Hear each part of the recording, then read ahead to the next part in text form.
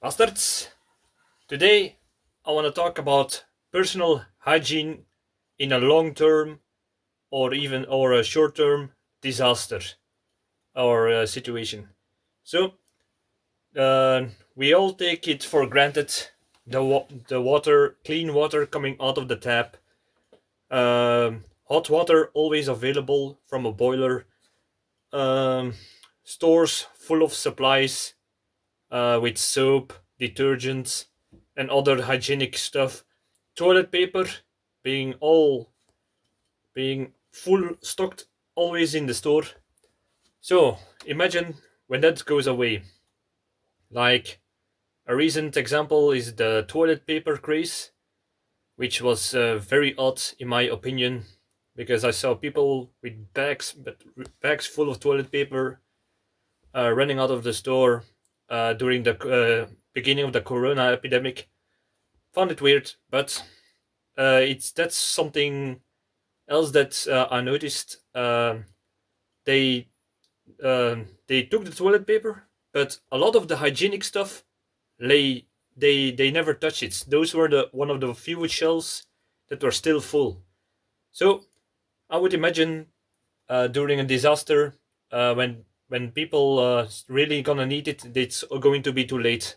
It will all be gone when most people start to realize that they need personal hygienic tools and gear. So today, like I said, I want to talk about personal hygienic stuff you can put in your bug-in stockpile, or just to your preparedness all along, or in case you just want to, how do I say this?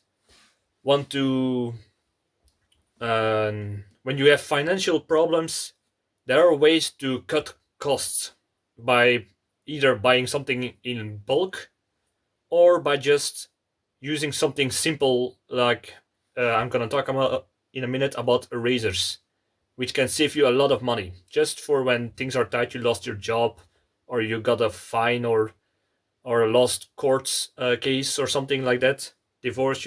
Everything can happen. So I'm gonna talk about the things you can put in your preparedness for hygienic. So where to start?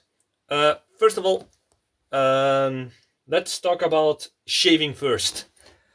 Well, shaving. We all know the Gillettes and the other disposable razors that you buy in boxes. You put them on a handle, and you just shave. But the thing is, it has a shaving strip which goes away fast. The razors are thin. They work very good in the beginning, but after a while they get thrown away, and they cost a lot. I mean, very very much. So it would be cheaper if you started to learn to use a one blade razor, and like this. I sometimes use this to when I have the time. To be honest, I cannot always shave a full the full thing, so I use it whenever I can. I start to learn it for when I really have to use it. So the straight razor.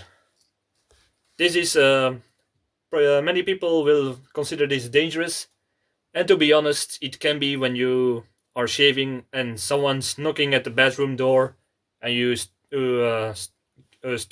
get startled and you cut. That's something you have to be aware of. So train with it before you use it. Ask advice to someone. Look information up about how to handle these things, because these are very sharp, um, and but they can save you a lot of money when you always use one of these for many years. I have still one of my grandfather's ones, and they are still usable. Um, Talked about sharpening. When you have one of these, it's very important to keep it sharp. How do you do that? Well, there are actually 3 steps you have to use. Um, where was I? Oh yeah. The first step is to sharpen it on a whetstone, if you can see it. It's very important you have a good whetstone. What do I mean by good? If you can see it, it's very important that you cannot that it's always equal on the surface you're going to sharp. Either way, you're going to sharp it on the whole length, the whole width. You sharpen it like this. Yeah, but you touch it. But you can also sharpen it on a block on always the exact place. You can draw it with some pencil, with a pencil or something. So you always use it on the same surface, so you never miss. Because after a while, you get at some difference in height where you always sharpen it. So be aware that you always do it on the same place, because when you go next to it and there is a height difference, it could be very bad for the sharpening, because you are going a little bit at an angle, which can fuck up the whole sharpening experience. So after the sharpening on the whetstone, which is the rough part, you go for the finer part. And I use these it's like fine grit, I think is the word, that you can, it's exactly the height of your blade, and it is for more, to make it more sharpen, because it's a finer grit you use. I have several with several severity in the fine grits of it. Or you can, I don't have the buckle around here, but you can take one of those razor belts, hang them up, and sharpen it. It's like a fine leather for just the final touch. So learn to master it now. It's it helps you reduce cost, and it makes you a bit more manly, I'd say. Just nothing I mean by that, but everyone who can use this, I say that's a real man. Next, shaving beard shaving tablets. I like to use this over those what you call them, those spray cans with the foam you put on your beard and you shave it. Those are very handy, but they take a lot of place. They cost a lot and you have a lot of trash when you have to throw it away. I prefer these. These are blocks. You can put them in a bowl, start to whip to make them wet, and start to whip the shaving cream like you make whipped cream. So in a bowl you get foam, and you have only this aluminum foil as a byproduct that you can throw away easily, without the whole cans and the gases that are free and other stuff. So use shaving beard tablets. Right, next, I would first say just a regular scissor, just to do some of your hair, to trim your beard a little bit more, better, closer around the ears, the neck, or other parts of the body that you dare to put a knife scissored close by. So the next thing that you can use with if I can open this, this is not my regular a comb. And why? Because when you comb it, you can use it as a measurement for when you start to snip it with a scissor, for more for a more smoother surface on the beard that you are going to cut, so you don't have here all these plugs or something. So a scissor and a comb are both very useful, especially together. If you don't like to use a scissor because you find it too dangerous or something, you can use a tondeuse. This is like a miniature version of what they used to shave sheep. If you can see, it's just something like a electric tondeuse, but manually. when you just have to do a quick shave, you can go around the surface just like you do with an electric one, except this one doesn't have a battery. Like most people who will watch my videos, they know I hate batteries. In fact, the battery of my last electric razor exploded when I put it inside of the stop contact, the plug. So I put it in, it went explodey, and I since then I use this. Very handy. This thing must be like 50 years old, still working, and would save a lot of money instead of buying always buying those electric shavers that will break after, in best cases, 2-5 years perhaps. So tondeuse mechanical, always a good uh, option for shaving hair. Just to be honest, you can still use a cheaper alternative for those razor blades, like Gillette, is to use one of those with singular blades. Those are much cheaper if you can find a store that sell them. And yeah, just a little tip for cost reducing. Next, I'm gonna talk about dental hygiene. Um, just this is something you always need in your home, because I heard sometimes people say I don't have my toothpaste. I almost ran out. I got to go to the store, which I always find odd because I always buy this toothpaste in bulk, so I would never run out of it. It's a one-time cost, especially when you buy them in bulk. So these buy toothpaste. Always buy several toothbrushes. Why? For yourself, for when one breaks, and for one and when there's a special someone staying over, so you can and so they can freshen up in the morning, if you know what I mean. So put that in your stockpile in larger quantities. What I'm going to talk about now? Oh, tampons. Just always keep a box of tampons in your house, because you never know when that friend or that special someone has the time of the month.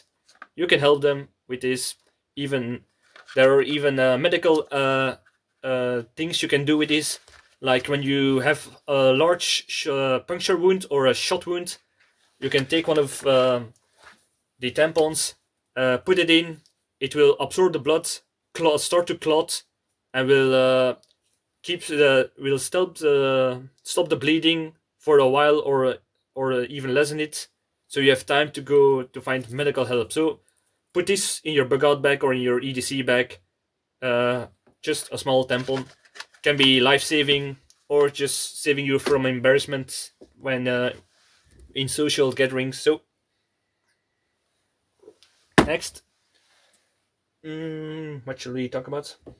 Just some alcohol, disinfectant, always handy for wounds or dirt or places that need to be extra clean because you touch something nasty. Disinfected alcohol, you can never go bad. Or you can make your own alcohol, like I did in the video about how to make your own alcohol. You can look it up. So alcohol, very important to keep things clean.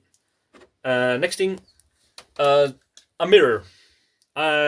Just it could be a pocket mirror, could be a wall mirror, but it's very important to have a mirror because you want to see where you shave, what you shave, how your hair is done, or some things you cannot see, like in the back on your back, or something like a wound you want to inspect or to clean. Just a little mirror goes a long way in your stockpile. And next, just to go back to the teeth, just regular charcoal. Not many people will know this, but you can use charcoal to clean and whiten your teeth. I know it will not taste very well, but it's very good to whiten it. And if you don't believe me, this toothpaste has some natural elements like charcoal or charbon in it. So I'm not bullshitting. Next, toilet paper. Buy them when you can. Buy them in larger quantities, and you'll never go into the toilet in shame. Just put it. Buy them in bulk. Buy the cheap ones, or they're just cheap. Don't buy just one package. Store them somewhere in a closet or something. The same goes for paper towels. To dry your hands, clean them of some filth like oil or some other chemicals you're working with. So these are also very cheap. Can be used as toilet paper in case of an emergency, like in your car, in your bug-out bag, EDC bag, etc. So paper towels, toilet paper, don't forget those. Very important. A sharpener for your scissors can be very handy. You can do it yourself on the whetstone, but I prefer this because these already have the good angle to sharpen the scissors. Right, next, soap. Soap is very important. I still not have used my recipe for making your own soap out of animal fat and ash wood and essential oils, but someday I will get to it. Someday. But in the meantime, I just buy soap in bulk. I have several different soaps, but I want to talk about a few certain soaps. These are one of those soaps with with sand and other particles in it for some extra to really scrub it off of your hands. Like you find these things especially with mechanics who have to clean oil, grease, and other chemical products of their hands when they're done working. I bought this in a great amount box, so I can go a very long time with this, and it's also cheaper when you buy it in large amount. So you never can go bad with this kind of hand cleaners. Next kind of soap. This is actually one of my favorites, not because I wash it always, but because of the multifunctionality. This is the Le Chat soap with glycerin. What's good about it? You can use it almost for everything. Because of the glycerin, you can use it to wash your body, your hands, and your clothes as well. So it's always handy to have a packet of these. So you can also put it in your bug-out bag. When you're in a bug-out situation, you can still wash your clothes with water you find on the way.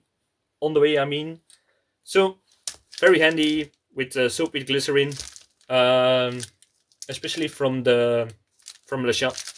So next, vinegar. You can distill your own vinegar in the same ways that you make your own alcohol, but some vinegar just to clean surface, to disinfect hands or other objects that may be contaminated or dirty, or to wash your windows. Very handy to have in your stockpile. This regular soap, I want to notice on a specific point. This is Marcel soap and this is real soap. The most things you buy in stores are chemicals. They work, but they're not real soap. This is real soap. If you look at the ingredients and you don't see that such amount is real soap, then it's not soap in my eyes. Why do I point on this point of the soap? Because with soap you can do a lot of things. Because you can clean your floor with it, your washing, you can wash your clothes with it, and just a little point aside, with this you can make a Molotov cocktail. Just a side, you mix the flakes of this with gasoline. I won't say which percentage, because I don't want to give people bad ideas, but you can make a Molotov that will stick like napalm when you hit something with this. Just a little fun fact. Next, just a comb for long hair to get the knots out. of people with longer hair. So this is could be very handy to when that special someone with longer hair, or perhaps it's maybe a man. I don't judge. They can brush their hair and get the knots out. Next, a lighter. Why? Just to make a fire to get hot water. There are other ways, but just always have a way to make fire. Have some firewood or gas lighter or something to that you can boil water with, because washing your washing your body with cold water is very annoying. I can know I have washed myself during a week that I shut off all the water just for an experiment to see if I can live off grid. So it can be a bitch. So just a lighter. And just a fun fact: when you're shaving and you really want no hairs visible, you can do it like a Turkish barber, like with a go with a lighter, just quickly under the skin. Don't go quickly. Don't burn your skin. Very important. Just don't hold it too close either. So, Ali, I mean, hold this very close, but go fast with it. Just a little tip. I would say just a waste of a lighter, but it can be used in that way if you wish. Next, perfume. I would say keep a few bottles of perfume just in your stockpile, because just people are more likely to help you when you're in trouble when you don't smell bad. Just a fact, and people will help, but people will be more helpful to you if you don't smell like the thing you dropped in the garden with chickens. So, perfume, and also when you're have financial problems and you cannot get your hygiene goods, or you have an emergency date or something else, this can be used to prop yourself up towards other people. Um, Next, like you know from the video of water sources, a copper kettle. Um, Copper kills bacteria, viruses, and other pathogens. So when the grid is off, you don't have running water or such, or clean water at least. You can put water in it, keep it in for the night, and in the morning everything will be dead inside because of the copper. You can wash your hands. Perhaps I wouldn't recommend to use it for to brush your teeth, but for washing yourself, cleaning your hands, and other of such tasks for the personal hygiene, a copper kettle is always a good alternative to have in your stockpile. Ooh. So, I think we're almost at the last things. Some plastic bags. These are antibacterial bags of a 10 liter. There are like hundreds of these ones. Just for when the toilets are out, you can use these to take a dump in it. So in case you live in an apartment and the toilets are not working, there's no running water or something, just in case you can shit in the bag and put a knot in it so it won't smell. So you can rest longer in your apartment without exposing you to the outside to danger, like during riots or wartime situations or other of those problems. So plastic bags are a viable option.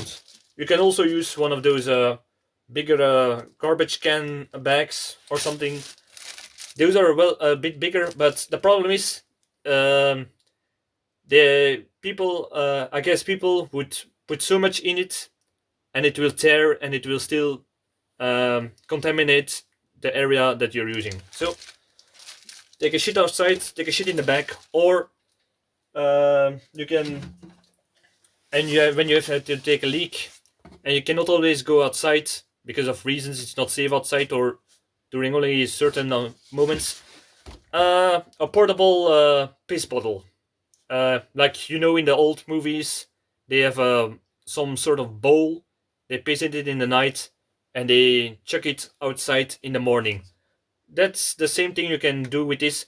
or in case when somebody is wounded, they're ill, wounded, and they cannot get out of bed, you can use this for either female or male. It can be it can go both. It's for both sexes that you can relieve them while staying in bed. So that's another medical thing you can do with this. That's about it. I will, as the last point, I will show you the situation with the toilet when you're off grid, and that will be the last of this video.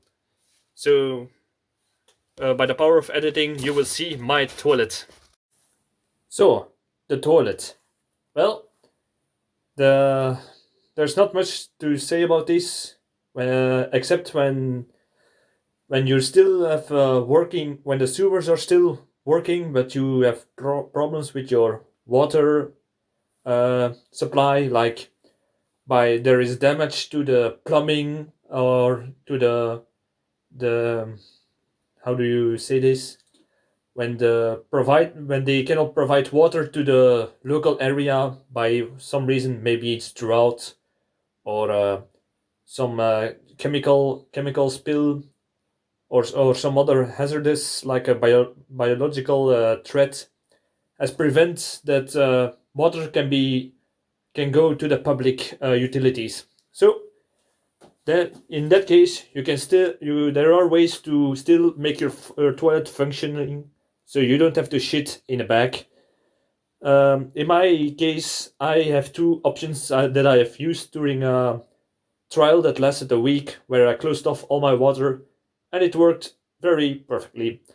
One of the ways is, like you can see, it is a water pump which is connected through this air vent, and it goes outside, and it's connected to my rain collector. So I just pump rainwater straight out of a it's not a bucket, a ton. I think it's the English term is a ton. Well, let me say a big water collector. It gets pumped from it till here. You pump it. It takes a little bit longer, but you get to use a water closet, and it pumps right here inside of the water closet. So you can still flush as long on the condition that the sewers still are working properly. So in case that doesn't, you don't have a pump or access to a rain collector outside, there's still this. And for the people who like the memes, gentlemen, this is a bucket. Well, you just take the bucket, and in one swoop, we'll open it just to show. Just in one simple swoop, it's a bit difficult with one hand, but you get my drift. You can still flush your toilet with just a bucket of rainwater. So you probably saw my toilet during off-grid. So I hope this video has gave you some ideas. You took something from it. Perhaps it will help you in the future or something. Leave a like, leave a comment. If you think I forgot something or want to give me a tip, leave a comment. I would appreciate it. I want to learn. Perhaps other people can learn from your comments. And that's about it. Thank you for watching. Bye, and see you in the next video.